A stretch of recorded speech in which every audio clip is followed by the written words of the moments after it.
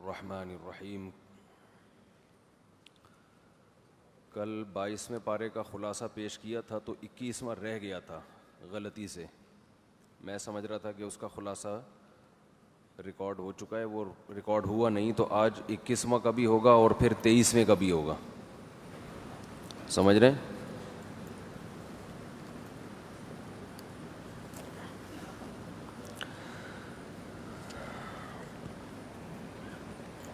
الحمد للہ نحمدہ ونصلی علی رسولہ الکریم۔ رمضان 2019 21ویں پارے کا انشاءاللہ خلاصہ پیش کروں گا۔ اعوذ باللہ من الشیطان الرجیم، بسم اللہ الرحمن الرحیم۔ اتل ما اوحی الیک من الکتاب واقم الصلاۃ ان الصلاۃ تنہی عن الفحشاء والمنکر۔ یہ جو ہم کہتے ہیں نا کہ اس کو کیا ہو گیا بھائی،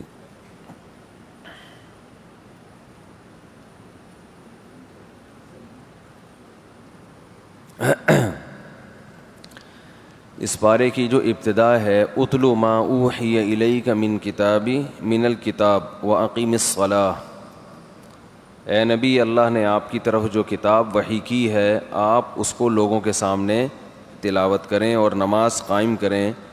ان الصلاۃ تنہی عن الفحشاء والمنکر، نماز بے حیائی اور برائی سے انسان کو روکتی ہے۔ اگر کوئی شخص نماز پڑھ رہا ہے پھر بھی بے حیائی سے نہیں رک رہا تو یا تو وہ نماز نہیں پڑھ رہا، وہ کچھ اور پڑھ رہا ہے۔ یہ ہمارے درجات کو بلند کرنے کے لیے جو ہے نا، تو اگر کوئی شخص نماز پڑھ رہا ہے اور بے حیائی سے نہیں رک رہا تو اس کا مطلب یا تو وہ نماز نہیں ہے، یا پھر نماز تو اسے روک رہی ہے۔ اگر یہ نماز نہ پڑھتا تو اس سے بھی زیادہ بے حیائی میں مبتلا ہوتا۔ تو نماز تو اچھی چیز ہے، وہ تو برائی سے روکے گی، کسی کو زیادہ روکتی ہے، کسی کو کم روکتی ہے۔ نبی صلی اللہ علیہ وسلم پہ اعتراض ہوتا تھا کہ یہ کتاب خود انہوں نے بنا لی ہے، اللہ کی طرف غلط نسبت کر دی۔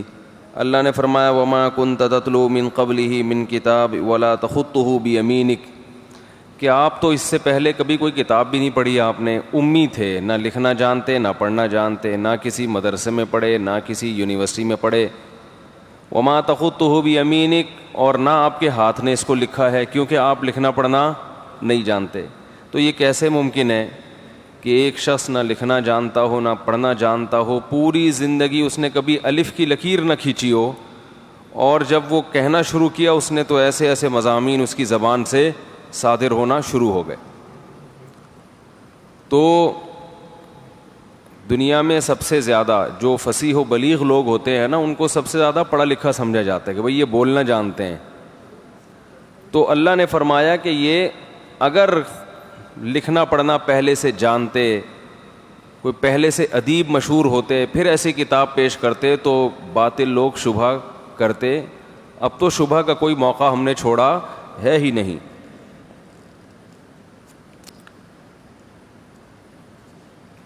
سورہ روم کے اختتام میں، یہ جو 21ویں پارے میں سورہ روم ختم ہو رہی ہے، اللہ نے مشرکین مکہ کو حرم کی ایک نعمت کو بیان کیا ان کے سامنے، انا جعلنا حرما آمنا ویتخطف الناس من حولہم، کہ دیکھو پوری دنیا میں بدامنی ہے، ہم نے مسجد حرام کو امن والا بنا دیا، جہاں تم رہتے ہو مکہ کو، تو یہ تو اللہ کے گھر کی برکت ہے۔ تو اس برکت کا تقاضا یہ ہے کہ اس اللہ کے شکر گزار بنو جس اللہ کا یہ گھر ہے، جس کے نام پہ تمہیں امن ملا ہوا ہے۔ آج بھی ہم کہتے ہیں بھائی کہ آج دیکھو نا عرب میں ماشاءاللہ کتنا بیت اللہ کی لوگوں میں قدر ہے، وہاں جاتے ہیں ان کی معیشت بھی مضبوط ہوتی ہے، تو ان کو بھی چاہیے کہ شکر کس کا ادا کریں؟ اللہ کا ادا کریں۔ اس کے بعد سورہ روم نہیں، سورہ عنکبوت کا اختتام تھا، اس کے بعد سورہ روم ہے۔ رومیوں کو فتح ہو گئی تھی اہل فارس پر، وہ آگ پرست یعنی آگ کی پوجا کیا کرتے تھے، تو لڑائی ہوئی تھی تو رومیوں کو شکست ہو گئی تھی۔ رومی عیسائی تھے، اہل کتاب تھے، تو اس سے یہ نتیجہ مشرکین نے نکالا کہ دیکھو عیسائی لوگ تو حضرت عیسیٰ کو بھی مانتے ہیں، اللہ کو بھی مانتے ہیں، اور آگ کی پوجا کرنے والے تو کسی پیغمبر کو نہیں مانتے. تو آگ کی پوجا کرنے والوں کو فتح مل گئی. بھائی یہ آواز صحیح نہیں آ رہی, یہ جو مائک صحیح کرنے والے ہیں نا, آ رہی ہے صحیح؟ ہمیں نہیں, مجھے تو نہیں آ رہی صحیح.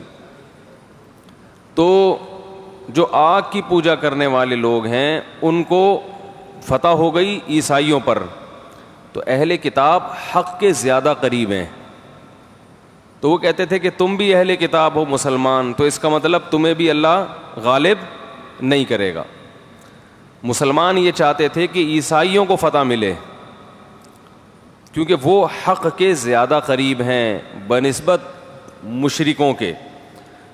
تو اللہ نے سورہ روم کو نازل کیا اور بتایا غلبت الروم, روم مغلوب ہو گئے, فی ادنی الارض, قریب کی زمین میں, وہم من بعد غلبہم سیغلبون, عن قریب اللہ ان کو دوبارہ غالب کر دے گا.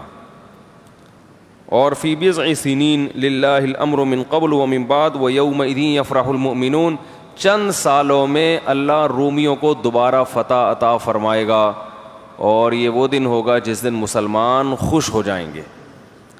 اس سے کئی اسباق ملتے ہیں کہ اہل کتاب اللہ کی نظر میں مشرکین سے بہرحال بہتر ہیں. نبی کو نہیں مانتے مگر نبی صلی اللہ علیہ وسلم سے پہلے تمام پیغمبروں کو مانتے ہیں. تو اگر ہمیں آپشن دیا جائے اہل کتاب میں اور مشرکین میں کہ تو ہم پھر ان میں سے کس کا ساتھ دیں گے؟ اہل کتاب کا ساتھ دیں گے. اللہ تعالیٰ نے اس صورت میں اپنی نشانیاں بیان کی. ان خلقکم من تراب. بھائی یہ مائک کا نظام ذرا صحیح کریں, میری آواز میں میری یہ تقریر گھوم رہی ہے میرے کانوں میں. جی بھائی نہیں, یہ جو کل والا سسٹم نہیں ہے جو عجیب شور ہو رہا ہے, ایکو ہے, کچھ ایکو چل رہا ہے میرا خیال ہے. ادھر صحیح جا رہی ہے, مجھے اپنی بات سمجھ میں نہیں آ رہی. کل والی جو ہے تو نا, کل وہ بالکل ٹھیک تھا. وَمِنْ آيَاتِهِ أَنْ خَلَقَكُم مِّن تُرَابٍ, اللہ فرماتے ہیں دیکھو اس کی نشانیوں میں سے ایک نشانی ہے کہ اس نے تمہیں مٹی سے بنایا. ثُمَّ إِذَا أَنْتُمْ بَشَرٌ تَنْتَشِرُونَ, مٹی کے کھلونے ہیں جو انسان بن کے پوری دنیا میں پھیل گئے. یہ کیسی اللہ کی عجیب قدرت ہے. وَمِنْ آيَاتِهِ أَنْ خَلَقَ لَكُم مِّنْ أَنفُسِكُمْ أَزْوَاجًا, اس نے تمہارے لیے جوڑے پیدا کیے. لِتَسْكُنُوا إِلَيْهَا, تاکہ تم ان سے سکون حاصل کرو. جو بیویاں ہیں ان کو اللہ نے سکون کے لیے پیدا کیا ہے, لڑائی جھگڑوں کے لیے نہیں بنایا. وَجَعَلَ بَيْنَكُمْ مَوَدَّةً وَرَحْمَةً, اور تمہارے درمیان محبت اور رحمت پیدا کر دی. میاں بیوی میں اللہ نے بڑی رحمت پیدا کی ہے. إِنَّ فِي ذَلِكَ لَآيَاتٍ لِقَوْمٍ يَتَفَكَّرُونَ, اس میں بھی نشانیاں ہیں غور و فکر کرنے والوں کے لیے کہ یہ اللہ کی نعمت ہے جو اللہ نے ہمیں عطا کی. اس پر آپ کو کچھ اشکالات ہو رہے ہوں گے, پھر وہ بھی موقع نہیں ہے, وہ بتائیں گے. وَمِنْ آيَاتِهِ خَلْقُ السَّمَاوَاتِ وَالْأَرْضِ وَاخْتِلَافُ أَلْسِنَتِكُمْ وَأَلْوَانِكُمْ, اسی کی نشانیاں ہیں آسمانوں اور زمین کا بنایا اور تمہارے رنگوں میں اور زبانوں میں اختلاف ڈال دیا. ایسے میں ترکی گیا بالکل سفید سفید لوگ, تنزانیہ گیا تو بالکل بلیک بلیک, اندھیرے میں نظر ہی نہ آئے, لائٹ چلی جاتی ہے نا تو نظر ہی نہیں آتا. اور وہ یورپ کے لوگ روشنی میں نظر نہیں آتے.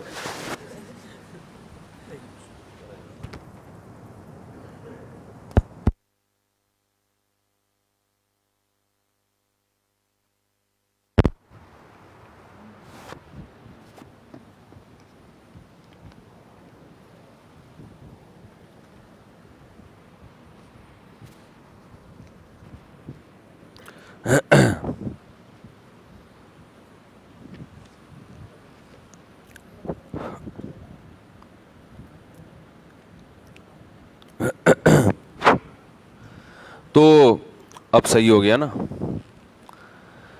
تو یہ جو رنگوں کا اختلاف ہے, بالکل سفید لوگ بھی ملیں گے, بالکل سیاہ بھی ملیں گے. اور زبانوں کا اختلاف, زبان ہر چند کلومیٹر کے بعد زبان تبدیل ہو رہی ہے. آپ کراچی سے نکلیں, حیدرآباد میں سندھی شروع, پھر تھوڑا آگے جائیں گے سرائکی شروع, پھر تھوڑا آگے جائیں گے پنجابی شروع, پھر پنجابی میں بھی مختلف قسمیں, اور جاتے چلے جائیں گے پھر پنڈی میں پھوٹوہاری, پھر آگے ہزارہ والی زبان, وہ الگ ہی زبان ہے، پھر پشتو، پھر کوہستانی، پھر گلگتی، اور سب ایک دوسرے سے بالکل مختلف، کوئی پتہ ہی نہیں چلتا کیا کہہ رہا ہے. تو یہ اختلاف بھی زبانوں میں کس نے ڈال دیا؟ اللہ نے ڈال دیا. وَمِنْ آيَاتِهِ مَنَامُكُمْ بِاللَّيْلِ وَالنَّهَارِ، اسی کی نشانیاں ہیں کہ تم رات میں بھی سوتے ہو اور دن میں بھی آرام کرتے ہو. اس سے یہ بھی معلوم ہوا کہ کچھ وقت دن میں بھی آرام کرنا ضروری ہے. وَمِنْ آيَاتِهِ يُرِيكُمُ الْبَرْقَ خَوْفًا وَطَمَعًا، اس کی نشانیاں ہیں کہ وہ آسمان پہ بجلی چمکاتا ہے جس میں ڈر بھی ہے اور لالچ بھی، امید بھی. ڈر ہوتا ہے کہ تباہی نہ آ جائے اور امید ہوتی ہے کہ بارش آئے گی. وَيُنَزِّلُ مِنَ السَّمَاءِ مَاءً، اور پھر آسمان سے پانی برساتا ہے.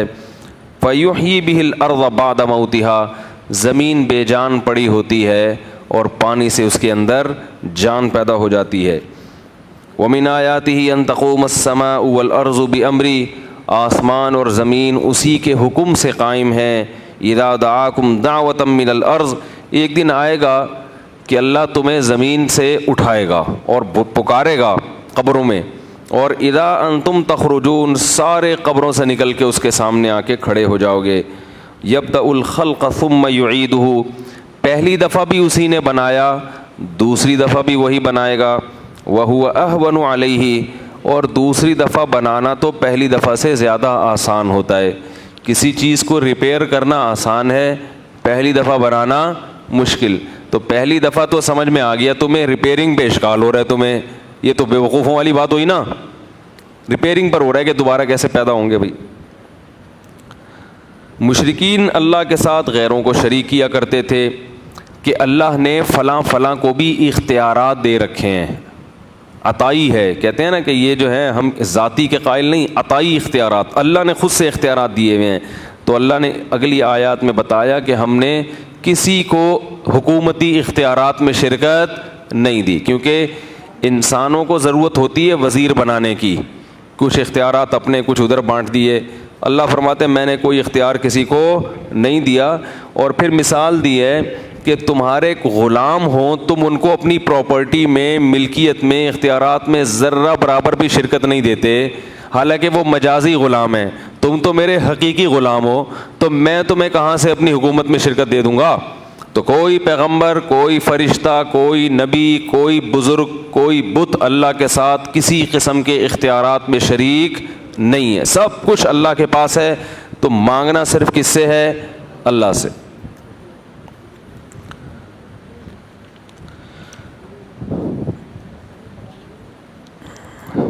انسان کی تخلیق کے مختلف مراحل بھی بیان کی اللہ نے. اللہ الذی خلقکم من ضعف، اللہ نے تمہیں کمزوری میں بنایا، تم کمزور تھے. بچہ کتنا کمزور ہوتا ہے. ثم جعل من بعد ضعف قوة، پھر اس کمزور سے تمہیں طاقتور بنا دیا، ایسے مضبوط، پاؤں میں طاقت، آواز میں طاقت. اور ثم جعل من بعد قوة ضعفا وشیبا، پھر اس طاقت کے بعد پھر تمہیں کمزور کر دیا، بوڑھے ہو گئے، کمر جھک گئی، بولا نہیں جاتا، چلا نہیں جاتا، بات بات پہ کھانسی آتی ہے. اللہ فرماتا ہے یخلق ما یشاء، جو چاہتا ہے پیدا کرتا ہے، جو چاہتا ہے اپنی مخلوق میں تصرفات کرتا رہتا ہے.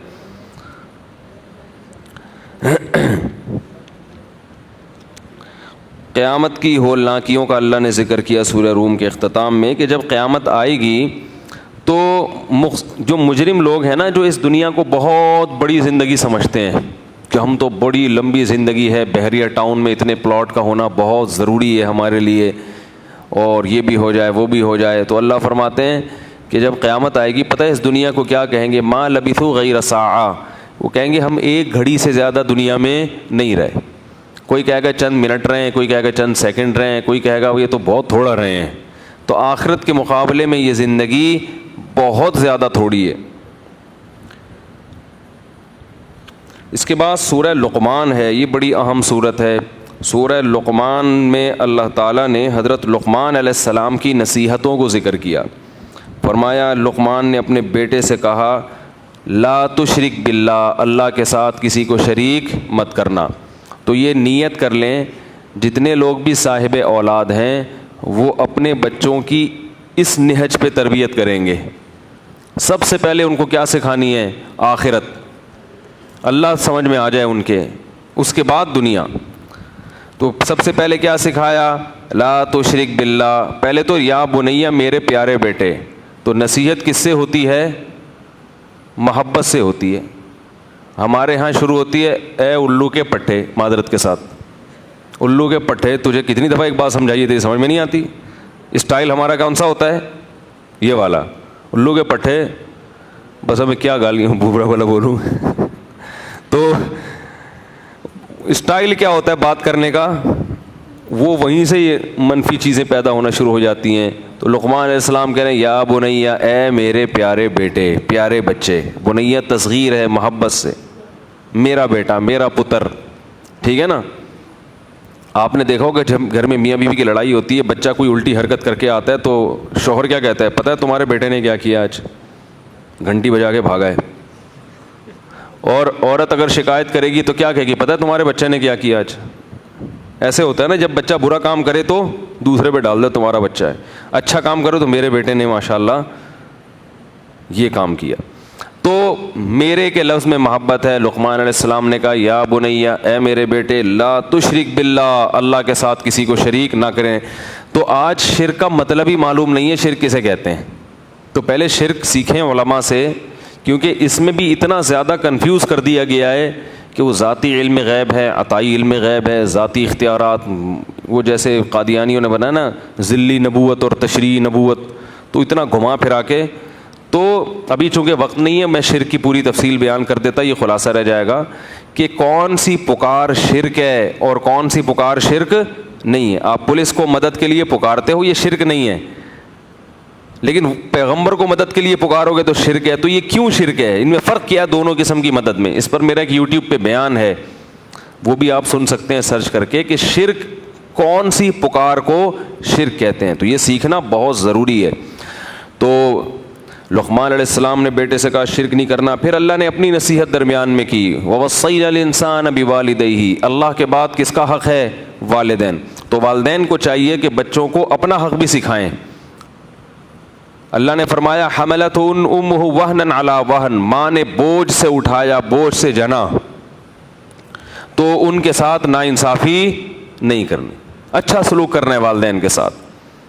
تو والدین اپنے بارے میں اچھا سلوک ایسے سکھائیں کہ باپ یہ سکھائے بچے کو ماں سے بدتمیزی نہ کرنے دے، اور ماں بچے کو باپ کے ساتھ بدتمیزی نہ کرنے دے. تو دونوں ایک دوسرے کے حقوق سکھائیں. اور باپ، دادا دادی، نانا نانی، امت کا اجماع ہے علماء کا کہ وہ بھی باپ ہی کے حکم میں ہے.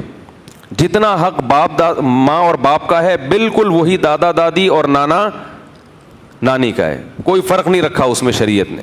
تو اتنا ہی حق ان کا بھی ہے. تو جو ان کے حکام ہے وہی ان کے بڑوں کے بھی حکام ہے.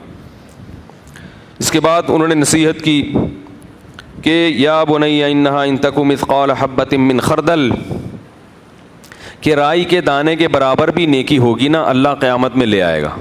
چھپ کے ہو. اور فتکن فی صخرۃ، کسی چٹان میں چھپ کر کرو گے کوئی نیکی اللہ اس کو بھی ظاہر کر. بچے اکثر چھپ کے گڑبڑیں کرتے ہیں، چھپ کے گناہ کرتے ہیں. تو ان کو پہلے بتا دیا جائے کہ مجھ سے تو چھپ سکتے ہو، اللہ سے نہیں چھپ سکتے. چھپ کے نیکی کرو گے، چپکے سے صدقہ کرو گے کسی کو بتائے بغیر، تو وہ بھی اللہ قیامت کے دن وہ بھی اللہ لے آئے گا. اور بیٹا چھپ کے گناہ کرو گے قیامت کے دن، وہ بھی اللہ کے ساتھ. تو چھپ کے نیکیاں کیا کرو، گناہ نہ کیا کرو چھپ کے. یا بنی اقیم الصلاۃ، اے میرے پیارے بیٹے نماز کو قائم کرو. اور وامر بالمعروف، اچھائی کا حکم دیا کرو. کوئی بھی مجلس میں کوئی بری بات ہو رہی ہے لوگوں کو اس سے روکو. اور واصبر علی ما اصابک، اور جو مصیبت پہنچے اس پہ صبر کرو.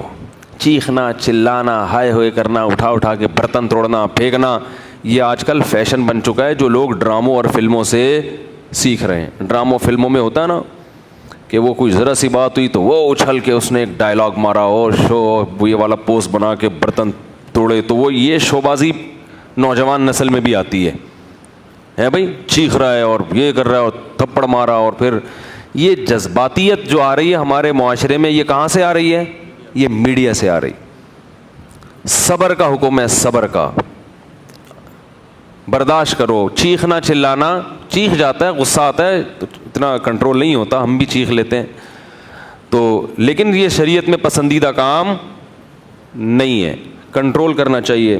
ولا تصعر خدک للناس, اور جب اللہ کوئی عہدہ دے دے, کوئی مقام دے دے, تو لوگوں سے اپنے رخسار کو پھیرنا نہیں ہے.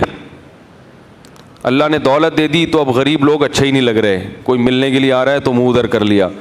کوئی اللہ نے بڑا عہدہ دے دیا تو اب ملاقات کا سرے سے ٹائم ہی ختم ہو. مینیج کرنا ایک الگ چیز ہے, ہر وقت کوئی ہر ایک سے نہیں مل سکتا, لیکن لوگوں سے بالکل رخسار موڑ کے بیٹھ جانا اور ان کی جو ان کے جو مطالبات ہیں یا ان کے سوالات ہیں یا ان کی جو بھی ان کی جو ضرورتیں ہیں ان کو پورا کرنے کی کوشش نہ کرنا, یہ تکبر ہے. ولا تصعر خدک للناس ولا تمشی فی الارض مرحا, اور بیٹا زمین پہ کبھی اکڑ کے مت چلنا, زمین پہ اکڑ کے نہ چلنا. اللہ تعالیٰ تکبر کرنے والوں کو پسند نہیں کرتے. اور یہ آخری نصیحت جو انہوں نے کی, وقصد فی مشیک, چال میں میانہ روی پیدا کرو. کیا مطلب؟ صرف چال مراد نہیں ہے, ہر کام تمیز سے, سلیقے سے, اعتدال سے. جلد بازی والے کام اللہ کو پسند نہیں ہے. ایک دم افراتفری میں جو کام ہو رہے ہوتے ہیں نا, دیکھیں ایک ہوتی ہے سستی, سستی اور چستی الگ چیز ہے, اور اعتدال اور میانہ روی الگ چیز ہے. بعض لوگ سست ہوتے ہیں, ہلتے ہی نہیں ہیں, تو کہتے ہیں ہم جلد بازی میں کوئی کام نہیں کرتے. وہ اصل میں سستی کی وجہ سے نہیں کر رہے ہوتے, چلا ہی نہیں جا رہا تو کہاں سے اسپیڈ سے چلے گا. اور جب ان کو کہا جائے تھوڑا اسپیڈ پکڑ لو تو کہتے ہیں قرآن میں کیا لکھا ہے, میانہ روی اختیار کرو. تو وہ اپنی سستی کو پہ لیبل کیا لگا رہے ہیں. آج کل میں نے دیکھا ہے کہ میانہ روی جو ہوتی ہے نا, وہ میانہ روی نہیں ہوتی, وہ اصل میں سستی ہوتی ہے. اس کو کس سے تعبیر کر رہے ہوتے ہیں؟ میانہ روی سے. جو کام وقت پہ کرنے کا ہوتا ہے اسے 6 گھنٹے لیٹ کر دیتے ہیں. تو میانہ روی ایک الگ چیز ہے. میانہ روی کا مطلب افراتفری, ہلڑ بازی. اب مثال کے طور پر کہیں جانا ہے تو وہ پڑے دیر ہو گئی, اب ایک دم افراتفری میں اٹھ رہے ہیں, سامان پیک کر رہے ہیں, یہ ٹرین بھاگو, ایئرپورٹ بھاگو, یہ کرو وہ کرو, یہ سب جلد بازیاں ہیں. اسی طرح کوئی فیصلہ آپ نے کرنا ہے تو جذبات میں نہ کریں, اس کے تمام مثبت پہلوؤں پہ بھی غور کریں, تمام منفی پہلوؤں پہ بھی غور کریں. غور و فکر کرنے کے بعد فیصلہ کریں کہ یہ کام کرنا ہے یا نہیں کرنا. سمجھ رہے؟ اور اگر غور و فکر کرنے کے بعد ایک رائے بن گئی پھر بھی فیصلہ نہیں کر رہے تو یہ میانہ روی نہیں ہے, بلکہ یہ کیا ہے؟ سستی ہے. آپ میں ڈیسیجن پاور ہی نہیں ہے. آپ 6 مہینے اور گزار لو گے, استخارے نکالتے رہو گے بیٹھ کے, شادی وادی نہیں کرو گے آپ بیٹھ کے معذرت کے ساتھ. تو 40 سال کے ہو گئے اور کہہ رہے ہیں بھی ہم سوچ رہے ہیں, اور شریعت نے جلد بازی سے منع کیا ہے. ٹھیک ہے, تو میں ان سے کہتا ہوں کہ 10-15 سال اور سوچ لیں, پھر آپ کی خود ایک رائے بن جائے گی. وہ رائے یہ بنے گی کہ اب موقع نہیں ہے, تو اطمینان سے کام ہوگا جو بھی ہوگا. ٹھیک ہے. تو اس صورت کے آخر میں اللہ تعالیٰ نے یہ بتایا کہ غیب کا علم اللہ کے سوا کسی کو بھی نہیں ہے. لہذا اتقوا ربکم واخشوا یوما لا یجزی والد عن ولدی, رب سے ڈرو اور اس دن سے ڈرو جس دن باپ اپنے بیٹے کو اور بیٹا اپنے باپ کو بھی فائدہ نہیں پہنچا سکتا. کوئی کسی کو اللہ کے عذاب سے نہیں بچا سکتا. اس کے بعد سورہ سجدہ ہے. سورہ سجدہ میں بھی اللہ تعالیٰ نے اپنی توحید کے دلائل کو بیان کیا اور جہنم کی ہولناکیوں کو بھی بیان کیا. وَلَوْ تَرَىٰ إِذِ الْمُجْرِمُونَ نَاكِسُو رُءُوسِهِمْ, اس وقت کو یاد کرو کہ جب مجرم اپنے چہروں کو جھکائے ہوئے ہوں گے اور کہیں گے ربنا ابصرنا وسمعنا فرجعنا نعمل صالحا انا موقنون, اے اللہ ایک موقع دے دے ہمیں تو دنیا میں جانے کا. یہ جہنم اپنی آنکھوں سے دیکھ لی, اب ہمیں یقین آ گیا, ہمیں موقع دے دے, ہم نعمل صالحا, اب اچھے اعمال کر کے آئیں گے اور ہمیں یقین بھی آ گیا ہے. تو اللہ فرماتے ہیں فذوقوا, نا اس عذاب کو چکھو, بما نسیتم لقاء یومکم ھذا, تم نے اس دن کو بھلا دیا تھا تو آج اللہ تمہیں بھلا دے گا. سورہ احزاب ہے. اس کے بعد سورہ احزاب میں اللہ تعالیٰ نے ایک حکم تو یہ بیان کیا کہ بچوں کو اس کے باپ کی طرف پکارا جائے. یہ جو لے پالک بچے لے لیتے ہیں, بلدیتی چینج کر دیتے ہیں, اس عمل کو اللہ نے حرام قرار دیا. بچہ جہاں بھی ہوگا اس کا اوریجنل باپ اس کے نام کے ساتھ ہوگا, کوئی کسی اور کو آپ بلدیت میں نہیں ڈال سکتے. اور اگر باپ کا پتہ ہی نہیں ہے کون ہے, گمشدہ بچہ ہے, تو اللہ فرماتے ہیں کہ پھر بھی جو دوسرا شخص ہے نا سوتیلا, اس کا نام پھر بھی نہیں ڈال سکتے. سرپرست میں نام ڈالا جا سکتا ہے, تو اوریجنل باپ کے علاوہ بچے کی ولدیت میں کسی کا نام بولیں بھائی نہیں ڈالا جا سکتا۔ آج کل یہ جرم بہت زیادہ ہو رہا ہے۔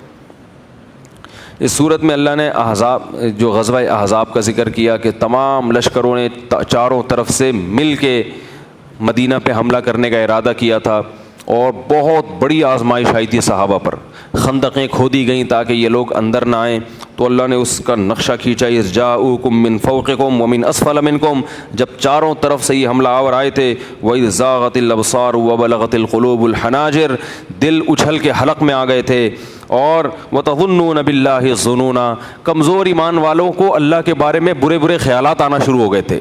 ایسی آزمائشیں آئی ہیں صحابہ پر۔ اللہ خود نقشہ کھینچ رہے ہیں صحابہ کے بارے میں کہ تمہارے دل اچھل کے کہاں آ گئے تھے؟ حلق میں۔ اتنی سخت آزمائشوں کے بعد اللہ نے طوفان بھیجا اور مشرکین کے خیمے اکھڑ گئے، اور منافق اور مومن کا فرق واضح ہو گیا۔ منافقین کہنے لگے ہم تو پہلے ہی کہہ رہے تھے اس جنگ میں نہ جاؤ، تو اللہ نے بتایا قُل لَن يَنفَعَكُمُ الْفِرَارُ إِن فَرَرْتُم مِّنَ الْمَوْتِ، تم موت سے بھاگو گے تو بھی تمہیں یہ بھاگنا فائدہ نہیں پہنچائے گا، لہذا میدان جہاد میں جب بلایا جائے تو جایا کرو، موت سے مت ڈرو، کیونکہ اگر اللہ تمہیں موت دینا چاہے تو وہ بستر پر بھی آ سکتی ہے۔ پھر اللہ نے بتایا لَقَدْ كَانَ لَكُمْ فِي رَسُولِ اللَّهِ أُسْوَةٌ حَسَنَةٌ، تمہارے لیے نبی کی زندگی میں نمونہ ہے۔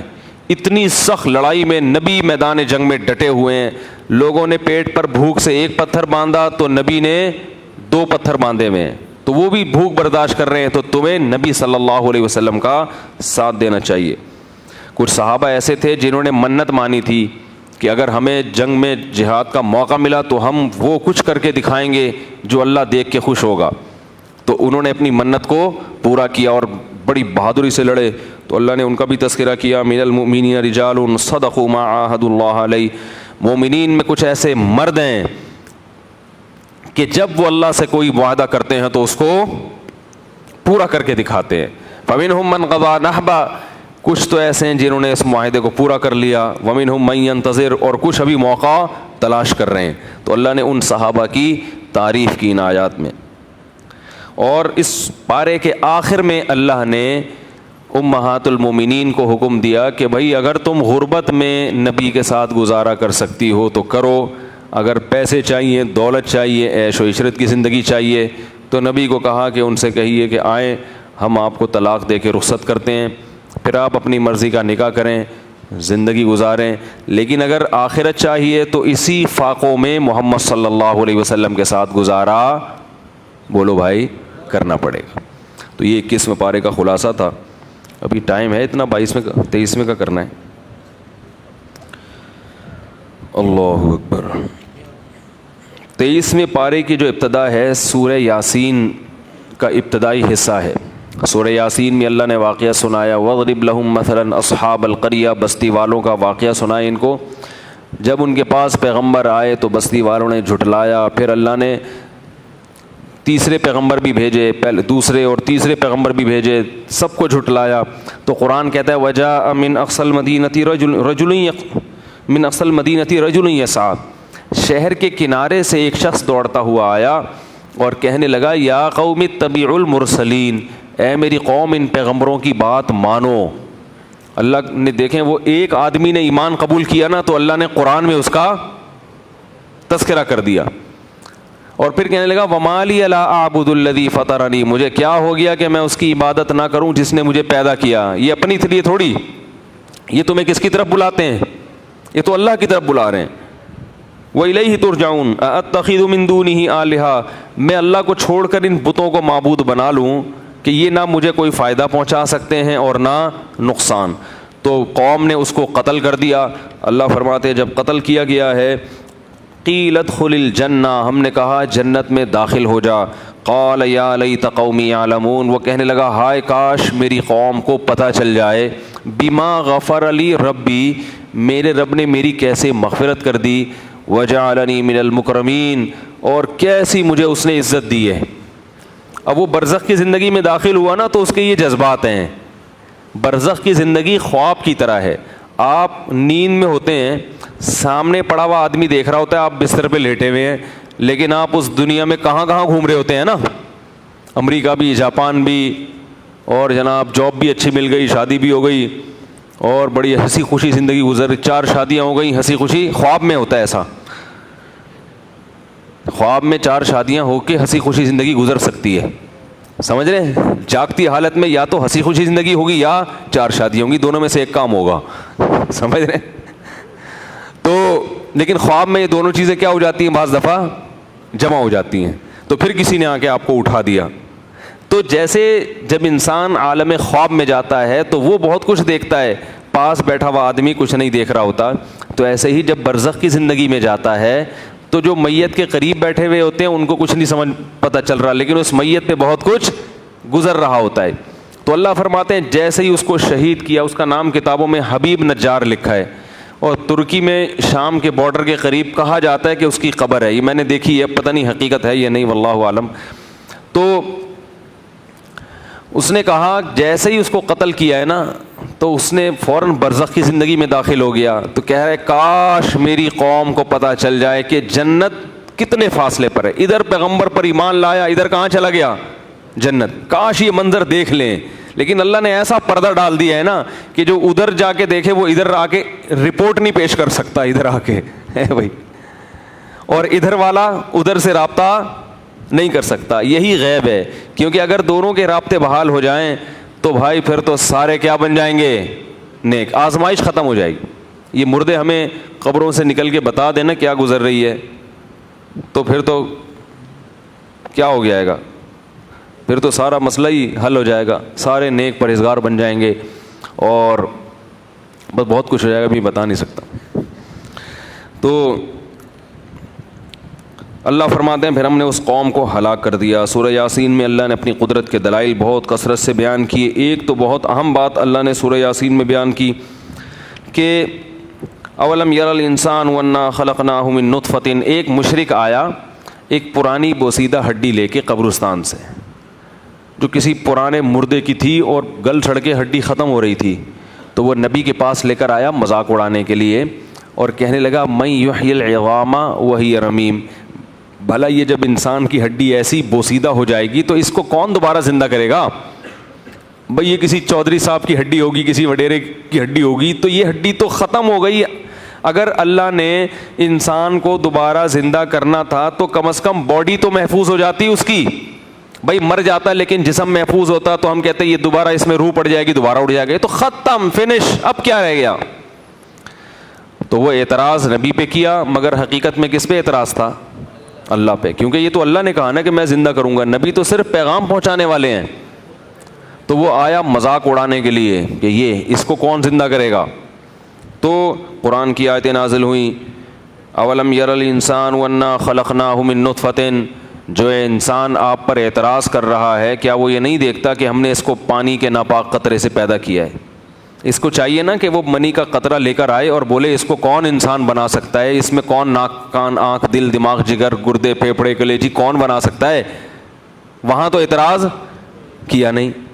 آج کوئی اعتراض کرتا ہے کہ اس پانی میں آنکھ بھی ہو, ناک بھی ہو, دل بھی ہو, دماغ بھی ہو, جگر بھی ہو, زبان بھی ہو, دانت بھی ہو, سوچنے والا دماغ بھی ہو, اور چلنے کے لیے ٹانگیں بھی ہوں, اور پھر تقریر کر رہا ہو, اور پھر لوگوں کے پالیسیاں بنا کے دے رہا ہو, پھر حکومت کر رہا ہو, پھر مزدوری کر رہا ہو. یہ سارے انسان کی دیکھیں کلاکاریاں فنکاریاں کیا ہے پوری دنیا میں. ایک پانی ہے جس پر اللہ تصویریں بناتا ہے. تو اللہ فرماتے ہیں اولم یر الانسان وانا خلقناہ من نطفۃ. یہ دیکھتا نہیں ہے کہ ہم نے خود اس کمبخت کو جو اعتراض کر رہا ہے اس کو پانی کے قطرے سے پیدا کیا ہے. فاذا هو خصیم مبین. اور یہ پانی سے بن کے آج جھگڑا کر رہا ہے, کس سے؟ خدا سے, اپنے بنانے والے سے. وَضَرَبَ لَنَا مَثَلًا. اور اپنے بنانے والے پر اعتراضات کر رہا ہے, اس کے لیے مثالیں پیش کر رہا ہے, اور کہہ رہا ہے مَن یحیی العظام وہی رمیم. بھلا ہڈی کو کون جان ڈال سکتا ہے اس ہڈی میں؟ کیسا عجیب انداز ہے قرآن کا.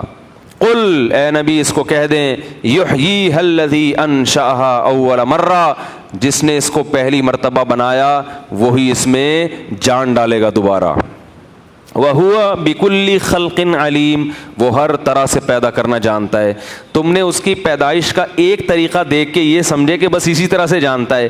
اصل میں اتنے پیچیدہ طریقے سے اس نے اس لیے پیدا کیا, یہ بتانے کے لیے کہ جو اس طرح کر سکتا ہے وہ اور طریقوں سے بھی بولو بھائی, کر سکتا ہے. تو عقل مند سمجھے گا کہ جو یہ کر سکتا ہے وہ کیوں نہیں کر سکتا, اور بیوقوف کہے گا جو یہ کر سکتا ہے وہ یہی کر سکتا ہے. جیسے میں کہتا ہوں نا, یہ جو اکنامکس کے ماہرین ہیں نا, یہ کیلکولیشن کرتے رہتے ہیں بیٹھ کے کہ 2 بچوں کے بعد تیسرا ہو گیا تو زمین میں پیداوار کم ہو جائے گی, یہ ہو جائے گی, فلانی ہو جائے گی. اور عقل مند کیا کہتا ہے کہ ماں پیدا ہوتے ہی بچہ پیدا ہوتے ہی ماں کی چھاتیوں میں دودھ پیدا ہو جاتا ہے. وہی روٹی سے ابھی خون بن رہا تھا, وہی روٹی سے جو ہے وہ باقی چیزیں بن رہی ہیں, بچے کا دل بن رہا ہے, بچے کے دماغ بن رہا ہے, اسی روٹی سے سب چیزیں بن رہی ہیں. ادھر پیدا ہوتے ہی اسی روٹی سے دودھ پیدا ہونا شروع. اب جو کیلکولیشن کے ماہر ہیں نا, جو ہر وقت کیلکولیٹر لے کے بیٹھے رہتے ہیں, وہ کہیں گے دودھ تو بن سکتا ہے, باقی چیزیں ہمیں چونکہ نظر نہیں آ رہی تو وہ پیدا نہیں ہو سکتی, کیونکہ زمین میں اتنے خزانے, اتنا پانی, جو چیف جسٹس صاحب کا بیان آتا ہے اتنا ٹن پانی زمین سے باہر نکل رہا ہے, تو کیلکولیشن کے حساب سے اتنا ٹن نکل گیا, پھر تو سب ختم اور زمین سوکھ کے خراب ہو جائے گی اور اگلی نسل قحط میں مبتلا ہو جائے گی. اور عقل مند کہتا ہے کہ جب ماں کے پیٹ میں بچہ تھا تو اس وقت ماں کی چھاتیوں میں دودھ, بولو بھائی, نہیں تھا. اس وقت کیلکولیشن اگر کرتے تو 1 کھرب بچے یا 1 کروڑ بچے جنہوں نے پیدا ہونا ہے, ان کے لیے دودھ کا کوئی انتظام کیلکولیٹر کی دنیا میں کوئی تھا انتظام؟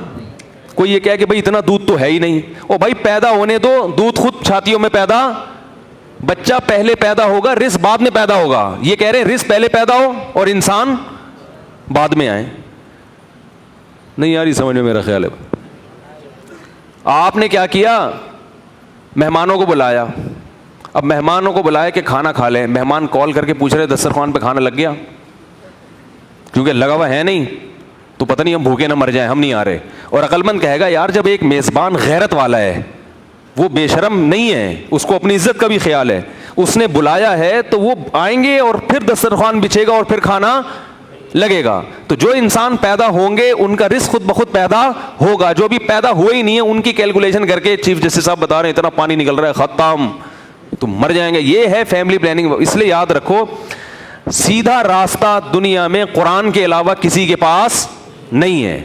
آپ سب کچھ سیکھیں, سب سے سیدھا راستہ صرف آپ کو اللہ اس کے رسول بتائیں گے. یہ پاگل ہیں. اس پر میں نے ایک بیان کیا تھا, میں نے کہا جسٹس صاحب نے یہ تو بتایا کتنے گیلن پانی نکل رہا ہے, یہ نہیں بتایا کہ کتنے گیلن زمین میں بارشوں کے ذریعے جا رہا ہے. یہ تو ان لوگوں کی کیلکولیشن ہوتی ہے, اتنا گیلن پانی نکل رہا ہے یہ تو ختم ہو جائے گا تھوڑے دنوں میں, تو جا بھی تو رہا ہے, اور ضائع کتنا ہو رہا ہے سمندروں میں.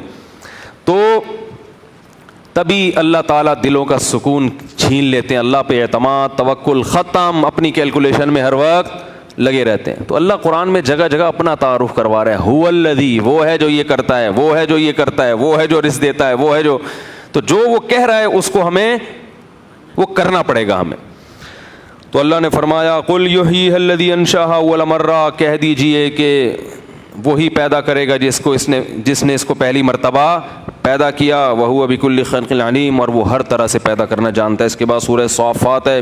سورہ صافات میں بھی اللہ نے توحید کو بیان کیا, اپنے ایک ہونے کو بیان کیا, اور جہنم کا تذکرہ بھی کیا کہ وقفوہم انہم مسئولون ما لکم لا تناصرون. جب اہل جہنم کو لا کے کھڑا کیا جائے گا جہنم کے قریب, اللہ کہیں گے بتاؤ اب ایک دوسرے کی مدد کیوں نہیں کر رہے, تم تو بڑے طاقتور تھے, تم تو بڑے تعلقات تھے تمہارے. وَأَقْبَلَ بَعْضُهُمْ عَلَىٰ بَعْضٍ يَتَسَاءَلُونَ, ایک دوسرے سے وہ کہیں گے کہ تو نے ہمیں گمراہ کیا, دوسرا کہے گا تو نے ہمیں گمراہ کیا. دنیا میں تو تعلقات ہیں, آخرت میں یہ تعلقات خراب ہو جائیں گے. پھر اللہ نے اس میں جنت کا بھی ذکر کیا کہ جو میرے نیک بندے ہیں لہم رزق معلوم, فواکہ ان کو ایک متعین رزق ملے گا, پھل ہوں گے اور عزت ہوگی. فی جنات النعیم, عیش کے باغات میں ہوں گے. علی سرر متقابلین, تختوں پہ بیٹھے ہوئے ہوں گے ایک دوسرے کے سامنے رخ کر کے. تخت پہ بیٹھنے کا اپنا ہی مزہ ہے, کرسی پہ بیٹھنے کا وہ مزہ نہیں ہے. اب دیکھو جو ہوٹل بڑے بڑے بنے ہیں نا, ان میں بڑے بڑے شاہی تخت بچھے ہوئے ہوتے ہیں. تخت پہ جیسے آدمی پاؤں پھیلا کے بیٹھتا ہے ایسے کرسی پہ کیا خیال ہے بھائی؟ تو اللہ نے تخت کا ذکر کیا, قرآن میں چیئر کا ذکر کہیں بھی نہیں ہے کہ کرسیوں پہ بیٹھے ہوئے ہوں گے, یہ صوفوں پہ بیٹھے ہوئے ہوں گے. جہاں بھی ذکر آتا ہے کس کا آتا ہے؟ شاہی تخت ہوں گے, اس پہ بیٹھے ہوئے ہوں گے. اور کیا ہوگا؟ یطاف علیہم بکاس من معین, جو شراب ہے چشمے، اس کے چشمے اس سے شراب لی جائے گی، اور وہ خوبصورت بچے وہ شراب کے پیالے لے کے ان کے گرد چکر لگائیں گے. جیسے آپ ہوٹل میں جا کے بیٹھو نا، وہ بیرا کیسے گھوم رہا ہوتا ہے، ہاں سر کیا چاہیے آپ کو، چانپے چاہیے، تیار کر کے لاؤں. آدھے گھنٹے کا بولے گا، 6 مہینے بعد آئے گا. ایسا ہی ہوتا ہے نا. تو اور پھر جو چیز منگوائی ہے اس میں پھر کچھ گڑبڑ کر دے گا. تو یہ اس کا ایک بڑا مزہ ہے، آپ کہیں جا کے بیٹھتے ہو اور پھر آپ کے ارد گرد خادم گھومتے رہیں اور وہ آپ کی پیشکش کو پورا کرتے رہیں. تو اللہ فرماتے ہیں ایسے چکر لگائیں گے. بیضاء لذۃ للشاربین، سفید شراب ہوگی اور پینے والوں کے لیے لذت ہوگی، نہ اس سے سر میں درد ہوگا اور نہ نشہ ہوگا. وعندہم قاصرات الطرف عین، نگاہوں کو جھکانے والی اور بڑی بڑی آنکھوں والی حوریں ہوں گی، وہ ان کے ساتھ ہوں گی. فیملی کے ساتھ جاتے ہیں نا ہوٹل پہ، تو وہاں تو ایک پرابلم یہ ہوتی ہے کہ نظر کی حفاظت کرنی پڑتی ہے جب فیملی ساتھ ہو. ایسا ہی ہوتا ہے نا، تو لوگ تنگ ہوتے ہیں کہ ان کو کیوں لے آئے ہم. ٹھیک. تو اللہ تعالیٰ نے جنت میں جو آپ کو فیملی دی ہوگی وہ اتنی زیادہ ہوں گی، اتنی ساری حوریں ہوں گی کہ کسی اور طرف آنکھ مٹکے کی آپ کو. اول تو یہ اس طرح کے لوگ جنت میں جائیں گے ہی نہیں جن کو اس قسم کے شوق ہوں گے. ایک صاحب مجھے کہنے لگے یار اتنی حوریں ہوں گی پھر تو بد نظری بھی کرے گا آدمی. میں نے کہا جو کرنے والے ہیں نا وہ وہاں تو نظر جھکانے والے ہوں گے. ٹھیک ہے نا. تو کأنہن بیض مکنون، فرمایا وہ ایسے ہیں جیسے چھپائے ہوئے سفید انڈے، یعنی جیسے انڈے سفید ہوتے ہیں نا اور چھپائے ہوئے ہوں تو ان پہ گرد و غبار نہیں ہوتا. تو اللہ نے جنت کی حور کے حسن کو بیان کیا کہ ان کی جلد ایسی شفاف ہوگی کہ اس پہ کوئی داغ دھبا نہیں ہوگا. فاقبل بعضهم على بعض يتساءلون، جنتی پھر ایک دوسرے سے ہم کلام ہوں گے. قال قائل منهم اني كان لي قرين، ان میں ایک جنتی کہے گا میرا ایک دوست تھا جو دنیا میں میرے ساتھ رہا کرتا تھا اور کہتا تھا کہ اذا متنا وكنا ترابا وعظاما، بھلا ہم جب مٹی ہو گئے بوسیدہ ہڈیاں ہو گئے کون زندہ کرے گا.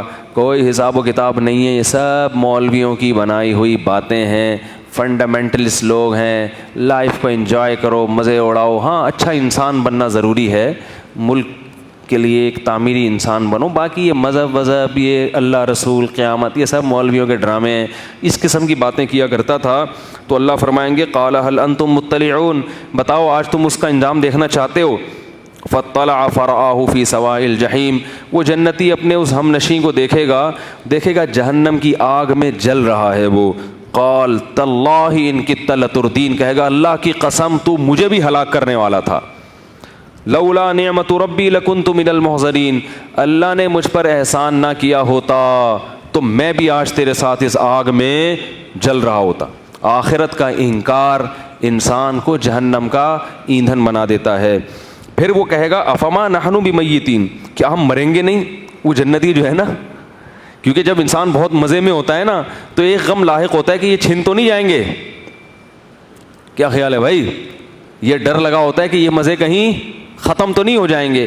تو اللہ نے تو بتایا ہوا ہوگا کہ ختم نہیں ہوں گے. پھر بھی کہے گا افما نحن بمیتین، کیا ہم مریں گے تو نہیں بھائی. دوبارہ پوچھے گا ایک دوسرے سے یار کو دوبارہ ذرا تحقیق کر کے بتاؤ، فرشتوں کو فون ملاؤ ذرا. ٹھیک ہے، وہ اللہ نے بتایا تو ہے ہمیشہ رہو گے، لیکن یار پھر بھی مزید تھوڑی سی تحقیق کر لو، کیونکہ جب بہت مزے کی زندگی ہوتی ہے تو ایک غم لگا ہوتا ہے کہ یہ چھن نہ جائے. غم ساتھ ساتھ لگ جاتا ہے کہ یہ ختم نہ ہو جائے. تو وہ الا موتتنا الاولی، بس وہ جو ایک دفعہ مرے تھے وہی والا مرنا ہے، اب دوبارہ نہیں مریں گے.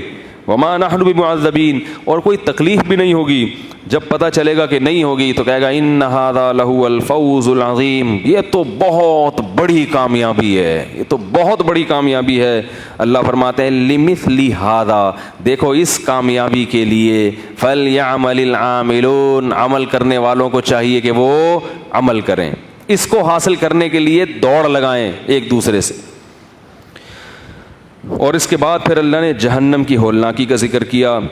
اذالک خیر نزلا ام شجرۃ الزقوم، اللہ فرماتے ہیں یہ بہتر ہے یا زقوم کا درخت. یہ اسٹرابری زقوم نہیں ہے، ذہن میں رکھیں. انا جعلناها فتنۃ للظالمین، ہم نے اس کو ظالمین کے لیے آزمائش بنائی. جب یہ زقوم کے درخت کی بات آئی تو مشرکین نے کہا جہنم بھی ہے، درخت بھی لگے ہوئے ہیں اس میں. تو اللہ نے فرمایا کہ اللہ جہنم میں درخت اگا سکتا ہے. اور اس کی جڑ جہنم کے گڑھے میں ہے, جہنم کی تہ میں اس کی جڑیں ہیں. تو اللہ کو یہ قدرت حاصل ہے کہ وہ کہیں بھی کچھ بھی پیدا کر سکتا ہے. فَإِنَّهُمْ لَآكِلُونَ مِنْهَا فَمَالِئُونَ مِنْهَا الْبُطُونَ ثُمَّ إِنَّ لَهُمْ عَلَيْهَا لَشَوْبًا مِّنْ حَمِيمٍ. یہ کڑوا درخت کھائیں گے, اس پر کھولتا ہوا پانی پئیں گے. کیوں؟ إِنَّهُمْ أَلْفَوْا آبَاءَهُمْ ضَالِّينَ, انہوں نے اپنے باپ دادا کو گمراہ پایا اور انہی کے راستے پہ چلنا شروع کر دیا.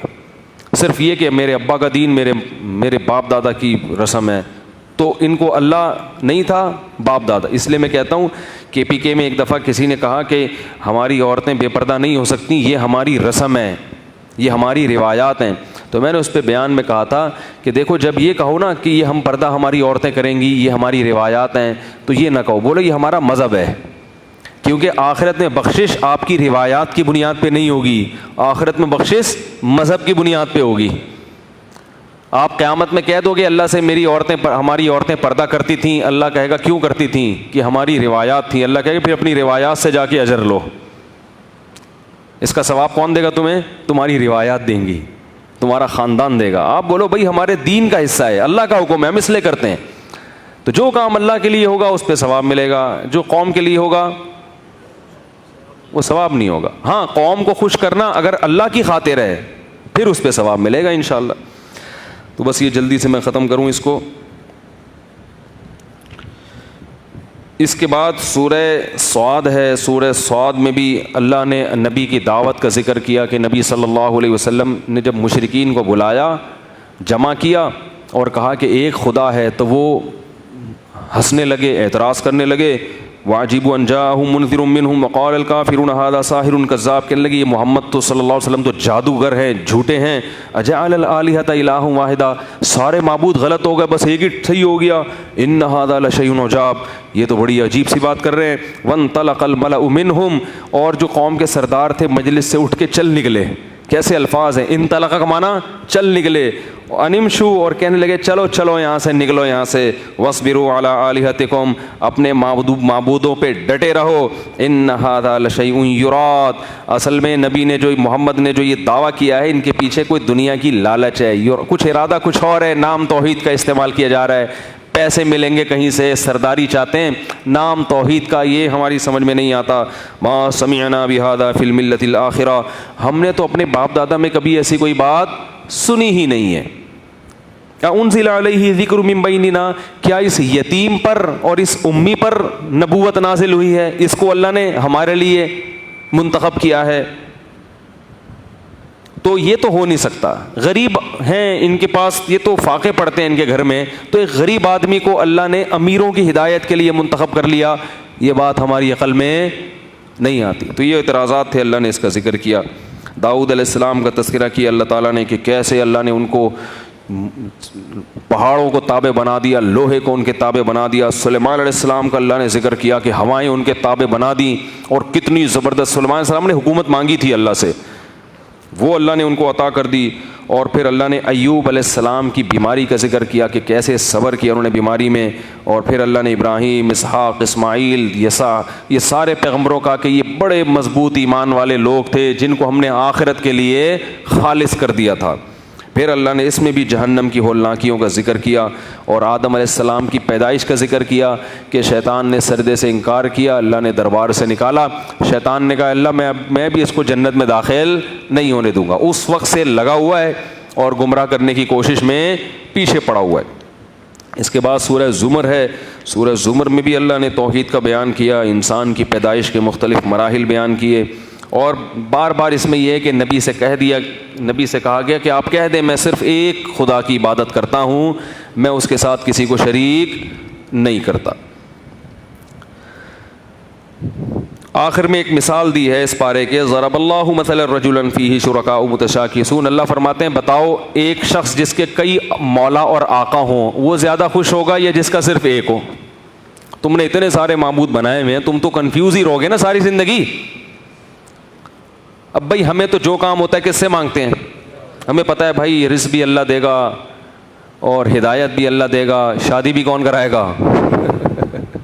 اللہ کرائے گا. اولاد بھی کون دے گا؟ اللہ دے گا. شادی کر کے پھنس گئے ہیں تو اس مصیبت سے نکالے گا کون؟ اللہ نکالے گا. اب جو ہندو ہے وہ پریشان ہے, وہ اپنے پنڈت کے پاس جاتا ہے, بھائی شادی والا بھگوان کون سا ہے؟ وہ کہیں بھائی شادی یہ والا بھگوان تمہاری شادی کرائے گا. اچھا جی کاروبار نہیں چل رہا تو رزق میں برکت والا وہ ادھر بھگوان ہے, اس کے ریٹ زیادہ ہیں کیونکہ پیسہ چاہیے نا. تو جیسے روحانی علاج والوں کے پاس آپ جائیں نا تو وہ آپ کی شادی نہیں ہو رہی, یہ سچی مچی بتا رہا ہوں, تو وہ کہیں گے کس قسم کا رشتہ چاہیے؟ وہ کہیں گے بھائی نارمل آدمی, بھائی اس کا تعویذ ملے گا 5,000 روپے. ڈاکٹر سے شادی کرنی ہے 50,000 ریٹ چل رہا ہے ہمارا. صحیح ہے نا؟ تو یہ ریٹ چل رہے ہوتے ہیں ان لوگوں کے. تو اب جو اتنے سارے معبود بنا لیے تو کس وقت کس سے, اور پھر کس کو ناراض کرنا ہے کس کو خوش کرنا ہے, کنفیوز. ہمیں پتہ ہے کہ لیس فی الوجود رب سواک فیرضا, اے اللہ تیرے سوا کوئی معبود ہے ہی نہیں کہ ہم اس کو راضی کرنے کی کوشش کریں. لیس فی الوجود رب سواک فیخشا, تیرے سوا کوئی معبود ہے ہی نہیں کہ اس سے ڈرا جائے. لیس فی الوجود رب سواک فیحب, تیرے سوا کوئی معبود ہے ہی نہیں کہ اس سے محبت کی جائے. تو ایک ہی ہے. تو اللہ فرماتے ہیں بتاؤ دونوں میں سکون میں کون ہوگا, جس کا ایک ہو یا درجن ہو؟ یار جس کا ایک ہے. تو اس لیے مسلمان الحمدللہ سکون میں ہوتا ہے اور مشرک کبھی بھی سکون میں نہیں ہوتا. یہ توحید کی نعمت ہے, ہمیں اللہ کا اس پہ شکر ادا کرنا چاہیے. اللہ تعالیٰ عمل کی توفیق عطا فرمائے. سبحانک اللہم و بحمدک نشہد ان لا الہ الا انت نستغفرک و نتوب الیک.